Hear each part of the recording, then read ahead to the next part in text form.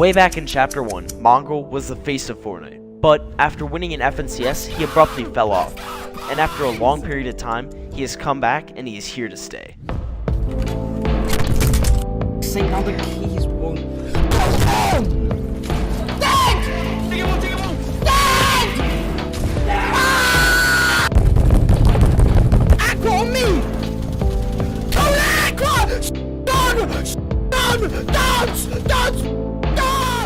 Mongraal's story starts all the way back at the start of Chapter 1, where he would post his first video on YouTube, showing off his skill, which was very impressive for its time. A bit later, he would join Team Secret, which was a large esports organization at the time that was just starting to dip into Fortnite with Mongraal. It would be about this time, later into Chapter 1, when Mongraal would begin to pick up significant traction from his Twitch streams and YouTube for his funny moments and his skill that was far ahead of its time. Oh my! Oh my god! Oh my god! This new keyboard makes me edit slow.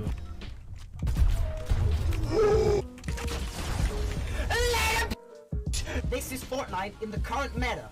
We are doing Morse code in planes in the air. Mongraal would continue to stream and create YouTube videos, with some of his clips going viral.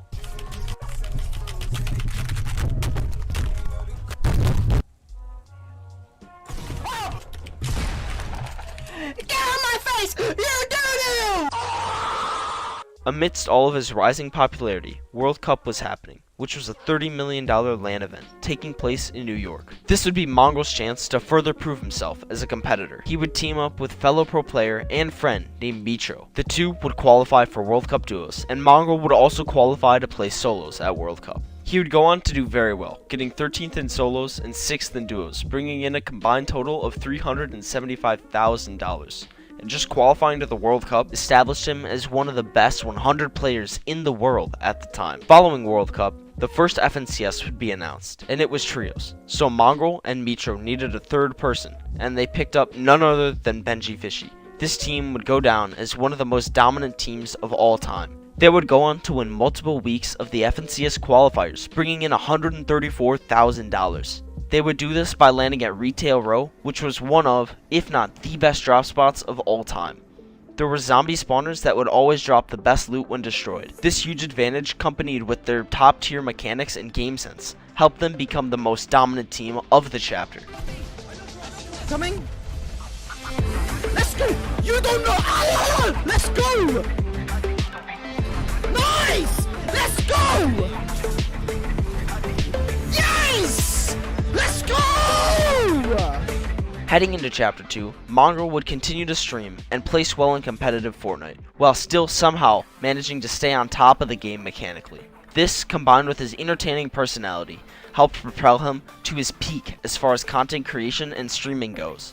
He would continue to have viral stream moments and would even join FaZe Clan, where he would reach even more people with his hilarious moments. Oh. Are you...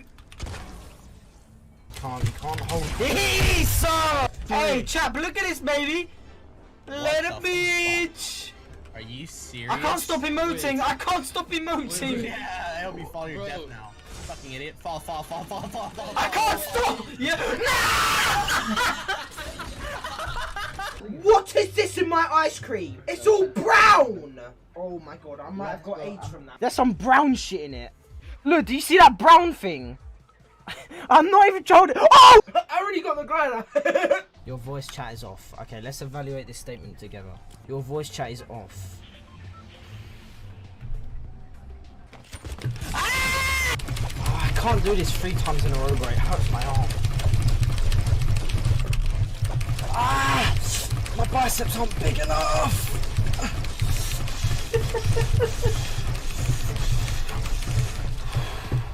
Mongraal would continue to compete and play with Mitro, but Benji Fishy would leave them, and play with his old duo Mr. Savage. Because of this, they would need to pick up a third player for Trio FNCS, and the choice was obvious. They would play with Tayson, who is one of the most decorated Fortnite competitive players of all time, and he had just come off of a solo FNCS win in the previous season. So he, much like Mongraal and Mitro, had a high reputation to hold up. For Season 4 of Chapter 2, Mongraal and his new trio would land at Stark Industries, which funnily enough is probably the only other POI that could be in contention with Retail Row for the best POI of all time. The fact that Mongraal owned both Retail Row and Stark Industries just shows his competitive dominance. From Stark Industries, they would always have gold pumps and great loot, which helped them to dominantly qualify to FNCS Grand Finals. Heading into finals, they were one of the favorite teams to win, and they showed exactly why they were a favorite on day 1 by ending up on top with a great performance. Heading into day 2, they would struggle a bit more, but still managed to close out the FNCS win.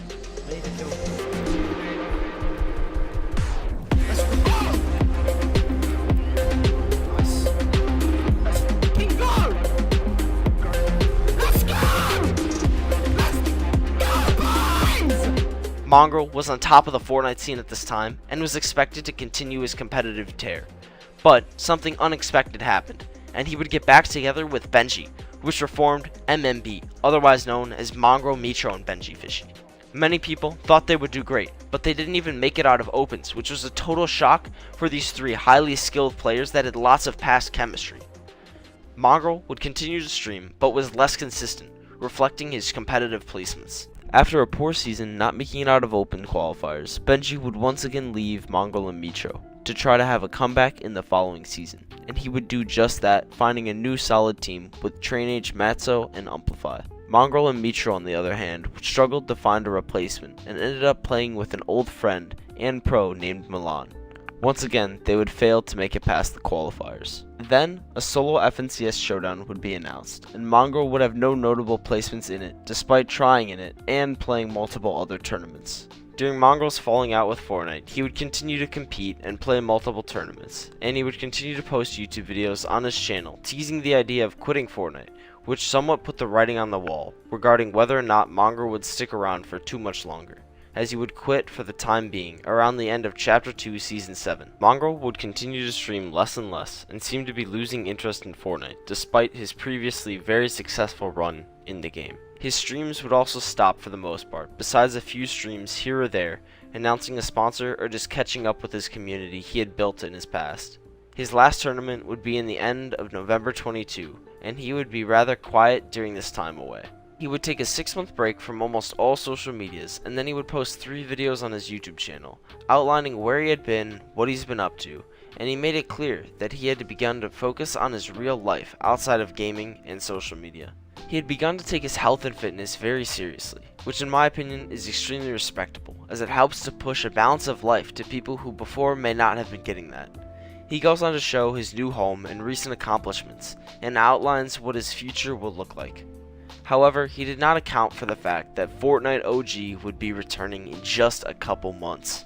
Near the end of Chapter 4 of Fortnite, following the major LAN event in Copenhagen, OG Fortnite would be announced to return, and this would be perfect for Mongraal, as he had been gaining lots of popularity during these seasons of Fortnite many years ago. When OG Fortnite returned, Fortnite viewership was on an overall upward trend, and Mongraal would be a large part of that, averaging 20,000 live viewers on Twitch, and it's sometimes having more than 50 to 60,000. He would play with many other major streamers such as Clix, XQC, and Speed, further boosting his popularity in the space. Recently, following OG Fortnite, Chapter 5 of Fortnite released, and Mongraal teamed up with Mr. Savage, and so far into this FNCS, they're looking great. Let's fucking go! Holy fuck! But that's not what's so important about Mongraal's comeback, and it's the fact that he had broken 100,000 viewers live on Twitch for the first time in a long time for competitive Fortnite, showing that he is not only getting popularity from Fortnite, but he's also rekindling the interest of many in competitive Fortnite. And just like Mongraal, there are many other great players with great stories, and you can see them right here. And trust me, they're really good.